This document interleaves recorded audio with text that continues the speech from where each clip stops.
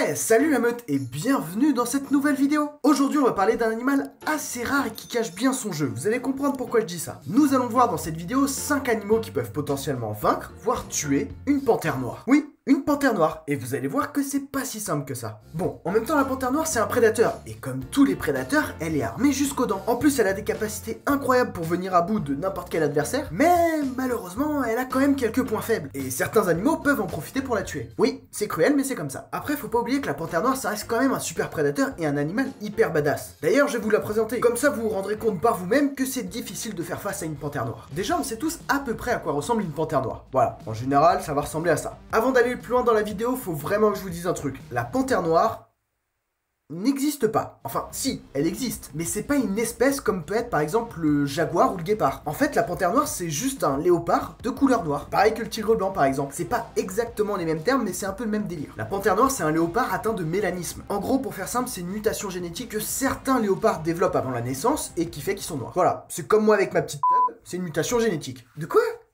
Moi, j'ai dit ça? Bon, par contre, elle a quand même quelques différences avec le léopard classique. Déjà, on va la retrouver beaucoup plus dans un biotope forestier. Il fait beaucoup plus sombre dans les forêts, donc avec son pelage, ça va être plus simple pour elle de se camoufler et de chasser efficacement. Et en plus de ça, on va retrouver beaucoup plus de panthères noires en Asie par rapport à un léopard classique. Me demandez pas pourquoi, même les scientifiques le savent pas encore, donc j'ai pas trouvé la raison. Niveau taille, la panthère noire va mesurer entre 90 cm et 1,60 m de long, environ 60-70 cm au garrot, et son poids, on est entre 45 et 90 kg. Physiquement, elle est bien proportionnée, et c'est un félin plutôt puissant, comme le léopard classique. Déjà au niveau de sa vitesse, elle est capable d'aller jusqu'à environ 60 km/h. 58 pour être exact. Et elle est hyper agile. Elle fait des trucs de malade. Des bonds de 6 mètres, des sauts entre les arbres, et puis elle traque des proies qui font 3 à 4 fois son poids en haut des arbres. Non mais c'est un délire le truc. Et puis, comme je disais au début, elle est hyper bien armée. Niveau mâchoire, elle a une puissance d'environ 300 kg par cm². Des canines de 5 cm de long, et pour agripper ses proies, des griffes bien acérées de 5 cm. Non mais sérieusement, c'est un coupe-gorge la panthère noire. Au final, on voit tout de suite que la panthère noire est un prédateur redoutable.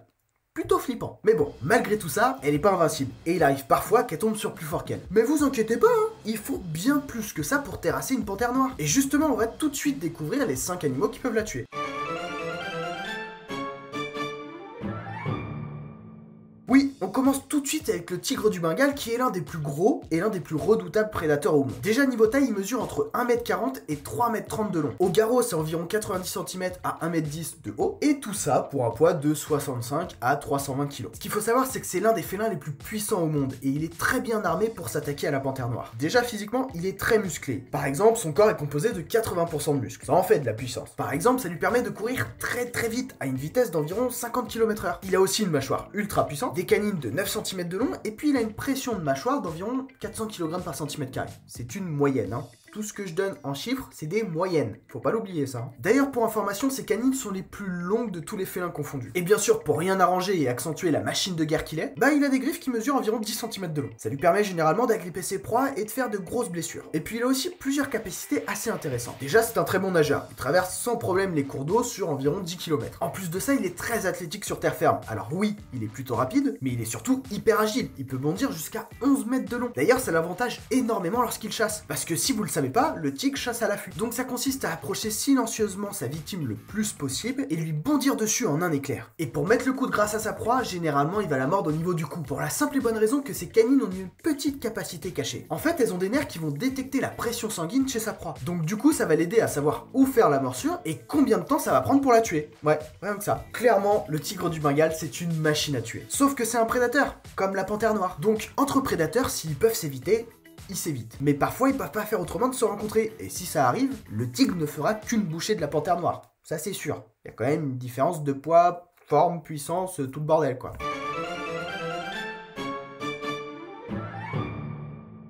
Bon, les lycaons, c'est des prédateurs qui sont pas trop connus et qu'on sous-estime à fond. Sauf qu'ils sont hyper intelligents, efficaces et très bien organisés. Physiquement, ils vont mesurer entre 1 m et 1,50 m de long, environ 70 cm au garrot, et leur poids, c'est aux alentours des 20 à 30 kg. Bon, oui, ils ont une taille moyenne, mais ça reste quand même des animaux assez puissants et bien armés. Déjà, le lycaon, il a une mâchoire assez puissante. J'ai pas trouvé les chiffres exacts, mais on peut facilement la comparer à la hyène tachetée. Elle, c'est une pression d'environ 900 kg par cm². Alors, je pense pas que ce soit autant, mais ils peuvent s'en rapprocher rapprocher parce qu'ils ont la même capacité de pouvoir briser les os et les manger sans problème. Et puis physiquement, le lycaon est taillé pour l'endurance. Il a des pattes longues, un large poitrail et grâce à ça, il est capable de traquer sa proie sur plusieurs kilomètres à une vitesse moyenne d'environ 45 km/h. Il est tellement bon en endurance qu'il peut parcourir par jour 50 km. Bon, et puis il faut pas oublier que le gros point fort chez le lycaon, c'est de vivre en meute. Ça lui permet par exemple d'être plus efficace lorsqu'il chasse. Pour vous donner une petite idée, ils sont capables de mettre en place des stratégies de chasse très élaborées et parfaitement coordonnées par celui qui dirige l'attaque. D'ailleurs, pour info, leur taux de réussite de chasse est de 80%. C'est juste énorme. En plus, il est tellement intelligent qu'il est capable de transmettre son savoir aux générations futures qui composent sa meute. Bon, et ben on peut voir que le lycaon est un fin stratège. Et c'est vrai que face à une panthère noire seule, ils vont prendre facilement le dessus face à elle. En plus, je l'ai pas dit, mais les lycaons, c'est les pires prédateurs en Afrique. C'est clairement les plus impitoyables.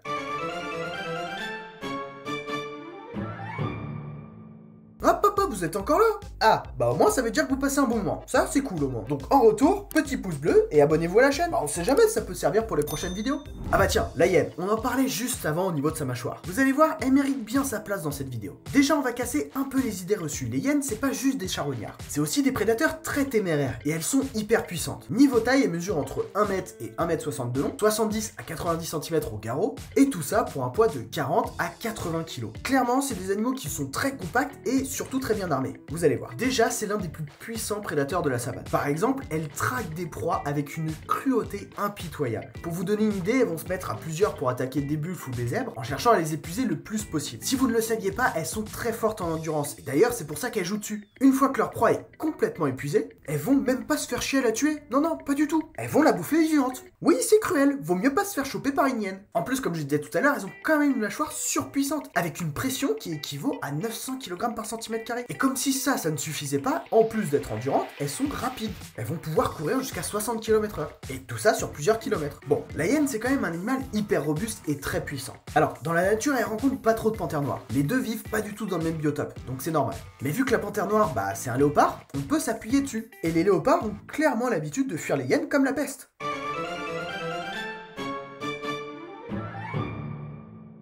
Ah bah oui, j'étais obligé de mettre le lion d'Afrique dans la vidéo. C'est l'un des plus gros prédateurs de la savane. Il mesure généralement entre 1,50 m et 2,70 m de long. Au garrot, c'est environ 1 m de haut. Et tout ça pour un poids de 145 à 240 kg. C'est le double de la panthère noire. Et face à elle, il est très bien armé. Déjà, physiquement, le lion a un corps trapu. Il a une musculature imposante. Au final, c'est un animal puissant. Et en plus de ça, ils chassent en groupe d'une dizaine d'individus environ. Par exemple, ils vont mettre des stratégies en place et ils ont des techniques très élaborées pour chasser n'importe quelle proie. Et puis, niveau capacité et armes, c'est clairement pas ce qui manque chez le lion. Par exemple, il a une mâchoire ultra puissante avec une pression d'environ 425 kg par cm². C'est juste impressionnant. Il a aussi des griffes hyper tranchantes qui mesurent environ 6 cm de long. Et quand il court, il est plutôt rapide parce qu'il peut atteindre une vitesse de 70 km/h maximum.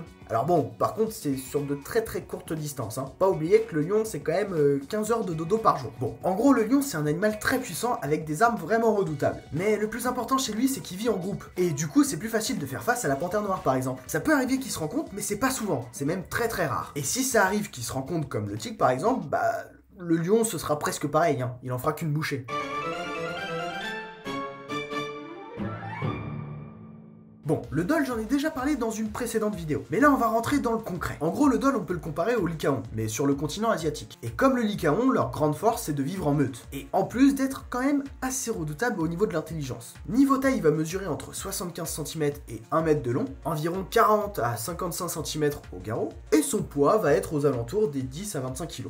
Alors oui, il est assez petit, mais il arrive quand même à faire fuir un léopard quand il est en meute. Et vous allez voir, il est bien armé. Déjà au niveau de ses capacités, il peut sprinter jusqu'à 50 km/h. Tout ça dans un biotope forestier, donc c'est encore plus fort. En plus, il est hyper endurant et il garde cette vitesse sur quelques centaines de mètres. Bon, alors par contre, il a pas des griffes comme les félins pour agripper ses proies. C'est un canidé, donc il a surtout des griffes qu'il va utiliser pour agripper le sol. Et au niveau de sa mâchoire, c'est pas non plus hyper puissant. C'est suffisant pour arracher des bouts de chair ou causer de petites blessures, mais pas pour tuer une proie. Par contre, là où le dol va faire une grosse différence, c'est sur son intelligence et sur le fait de vivre à plusieurs. Comme le lycaon, il a des stratégies bien rodées pour chasser. Selon la proie, il va s'adapter le plus possible pour économiser son énergie et et aussi pour éviter d'être blessé. En plus, il vit en meute généralement d'une dizaine, quinzaine d'individus, donc ça aide énormément pour la survie. Et surtout, ils communiquent et ils échangent entre eux, comme nous on peut faire avec d'autres humains. Voilà, donc en gros le Dol, faut pas trop le sous-estimer. Il a pas forcément l'air comme ça, mais il est redoutable. Et quand vous mettez une meute de Dol face à une panthère noire, elle va très vite prendre la fuite, ça c'est sûr. Au final, elle va se réfugier en haut d'un arbre pour se protéger et survivre. Après, dans la liste, j'aurais pas pu rajouter d'autres animaux. La panthère noire est tellement rare comme animal qu'il est très difficile de la croiser. Et puis, il faut pas oublier non plus que ça reste un léopard qui a muté génétiquement. Donc oui, c'est la même espèce, mais vu qu'ils sont différents comme la panthère noire qui vit principalement dans la forêt, bah ils font pas face aux mêmes animaux. Donc ça change complètement la donne. Mais bref, si vous avez apprécié la vidéo, bah n'oubliez pas le pouce bleu, moi ça m'encourage toujours et ça aide aussi au référencement. Vous pouvez vous abonner à la chaîne, faire un petit don sur le bouton rejoindre qui se trouve sur ma page YouTube, et le plus important, c'est de partager un max cette vidéo, ça m'aide énormément à gagner en visibilité. Et ça, c'est très important, c'est pour ça que je compte sur vous. Sur ce, je vous laisse reprendre vos activités, et n'oubliez pas que la curiosité est un charmant